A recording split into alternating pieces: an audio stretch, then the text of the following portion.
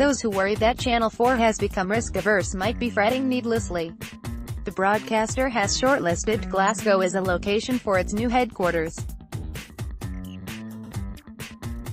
Currently, C4 has only 30 staff based outside London and hopes shifting its HQ to the regions, along with 2 other hubs, will help it better reflect that narrow slice of the country beyond SW1. In shortlisting Glasgow, Channel 4 has decided either that there will be no second independence referendum anytime soon, which is bold, or that any such rerun would not be commercially disruptive, bolder still. Independence is the elephant in the room of Glasgow's bid, a project spearheaded by SNP-run Glasgow City Council, endorsed by Nicola Sturgeon, and fronted by Stuart Cosgrove, a former Channel 4 executive. Cosgrove is a curious choice for a bid keen to downplay the independence issue. When newspapers questioned the SNP-backed Scottish Six, a project to halt the BBC's foreign coverage at the Tweed and replace it with a Scottish perspective on international news, Cosgrove decried myopia that appears to resent Scotland taking actions for itself, and warned that many unionists, especially at the heart of the Conservative Party, would happily lacerate the BBC. Lacerating the BBC is something Cosgrove knows about. In the fevered final days of the Scottish referendum, when nationalists were charging the corporation with pro-union bias, he accused Anti of failing to understand the nature of balance and due impartiality.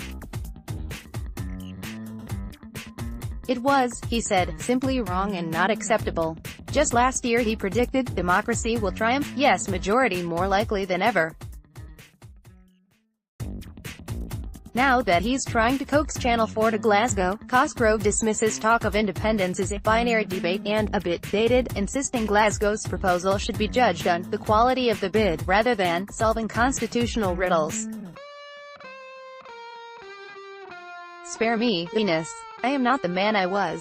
Asked whether the threat of Indy Ref 2 could hinder Glasgow's pitch, Cosgrove told the BBC, Scotland is somewhere just under 10% of Channel 4's market. That would work out roughly as £75 million of their value. There is no company in the world that I know of that wants to walk away from that kind of value, quite, but what company, aware of that risk, wants to increase its exposure by investing even more in what could be a foreign market in a few years' time? Glasgow's USP is an ROI at the mercy of the SNP.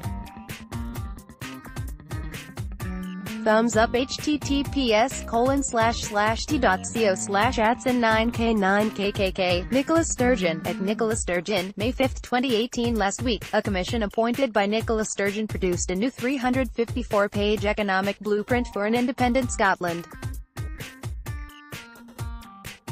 Last month, 35,000 marched through the streets of Glasgow demanding a second referendum.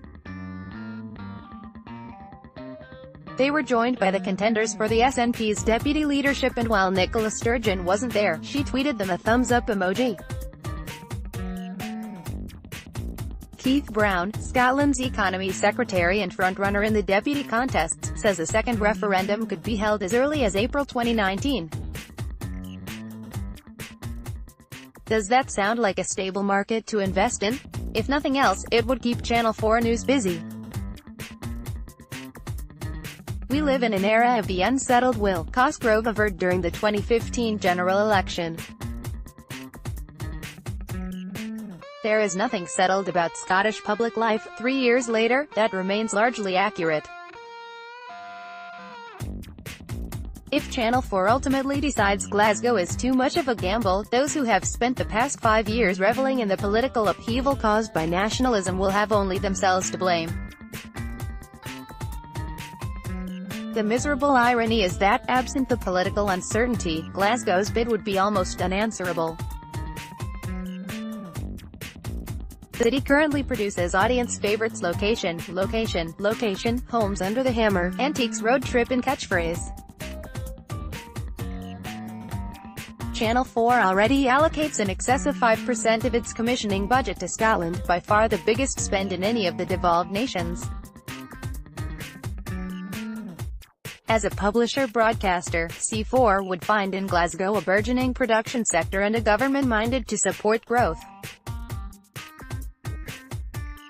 Last year, the Scottish Government doubled screen support funding to £20 million, including a £2 million production growth fund, £3 million content development and production fund, and a £4 million film development and production fund. STV, Scotland's main Channel 3 broadcaster, is shuttering its second channel and shedding 59 jobs amid losses. There will soon be dozens of accomplished editorial and production staff for Channel 4 to recruit.